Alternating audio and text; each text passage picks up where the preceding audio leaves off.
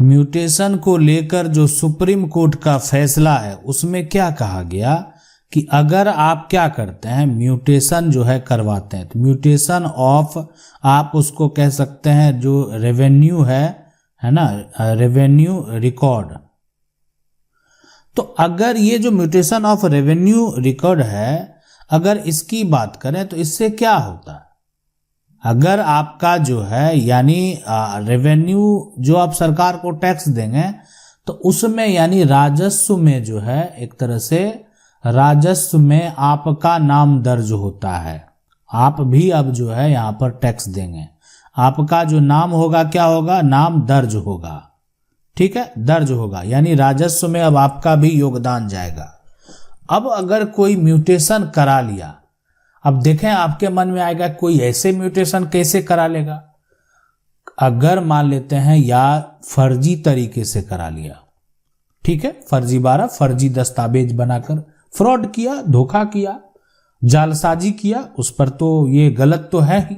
लेकिन अगर ऐसा आपको पता है कि बहुत सारे ऐसे मामले हैं, जमीन आपकी है और इस जमीन का देखते हैं कि रसीद कोई और कटा रहा है, इस जमीन का दाखिल खारिज और कोई करा लिया है ना, इस जमीन का जमाबंदी किसी अन्य व्यक्ति के पास है जबकि जमीन आपके पास है और जमीन का जमाबंदी दूसरे के पास है। तो सुप्रीम कोर्ट का जो है हाल में एक फैसला आया था, उसमें कहा गया कि देखें अगर आप ये करवाते हैं ना, राजस्व जो है अपना सरकार का काम है राजस्व वसूलने का, तो और आप अपना राजस्व रिकॉर्ड में नाम दर्ज करवा लेते हैं तो सिर्फ म्यूटेशन के आधार पर हम आपको मालिक नहीं घोषित कर सकते हैं।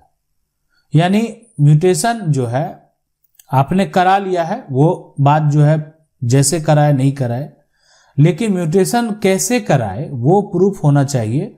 और ये ऐसा एक डॉक्यूमेंट आपको सबमिट करना पड़ेगा जिससे आप संपत्ति का जो है यहाँ पर टाइटल साबित कर सकें।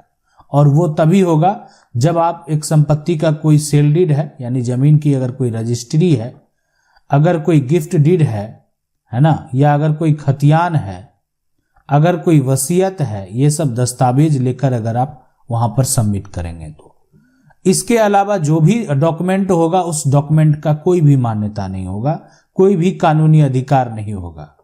यानी इन सभी दस्तावेज में से कोई एक दस्तावेज है और उस आधार पर आपने जमीन प्रॉपर्टी का म्यूटेशन कराया है तब तो ठीक है, अन्यथा हम इसका मान्यता नहीं देते हैं।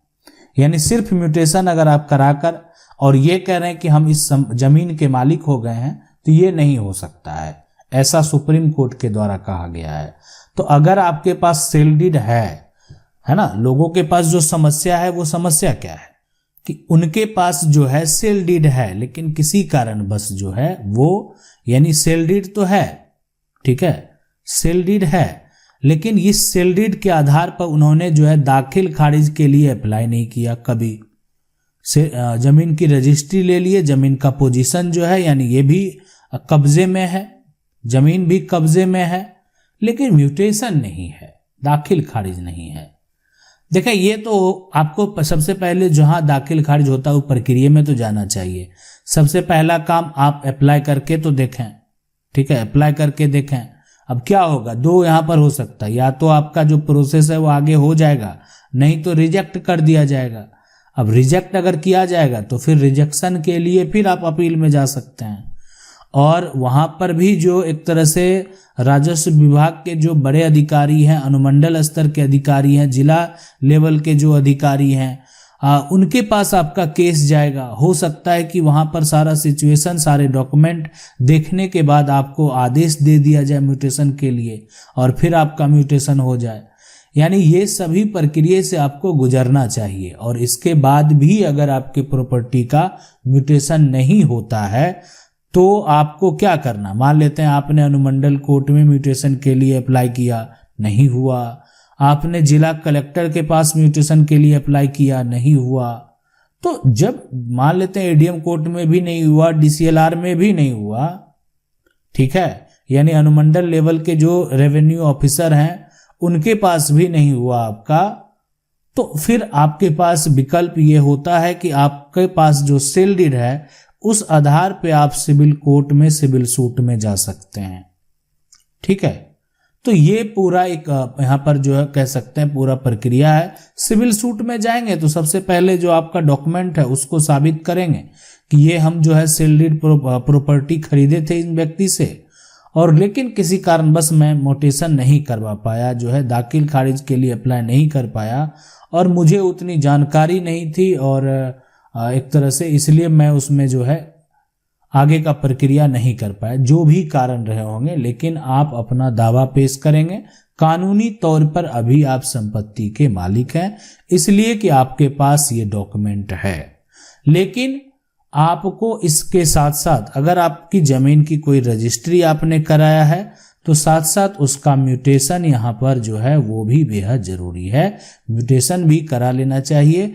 यानी इसका मतलब ये होता है कि इस प्रॉपर्टी से जो राजस्व रिकॉर्ड में पुराना जो है पुराना जमीन मालिक का जो नाम है, जमीन मालिक का नाम को क्या कर दिया जाएगा, काट दिया जाएगा, और यहाँ पर ऐड कर दिया गया नया जमीन मालिक का नाम।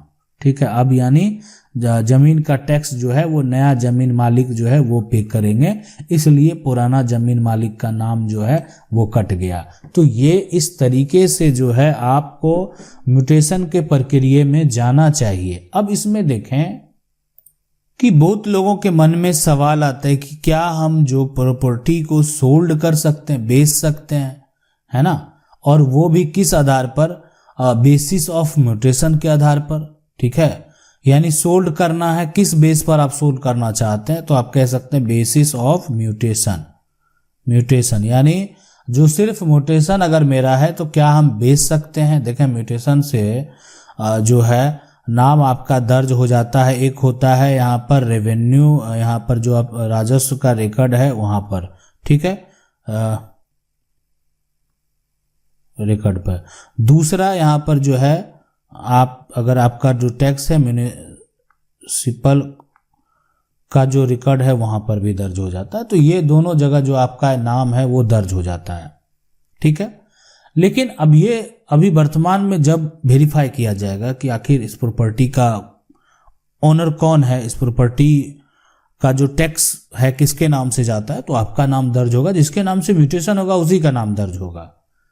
और अगर वो उसमें जालसाजी करना चाहे, धोखाधड़ी करना चाहे, तो वो आसानी से कर सकता है, इसलिए कि अभी वर्तमान में वो टैक्स पे कर रहा है तो उसके पास राइट है, और वो चाहे तो उस प्रॉपर्टी को उस आधार पर अगर बेचना चाहे तो बेच सकता है।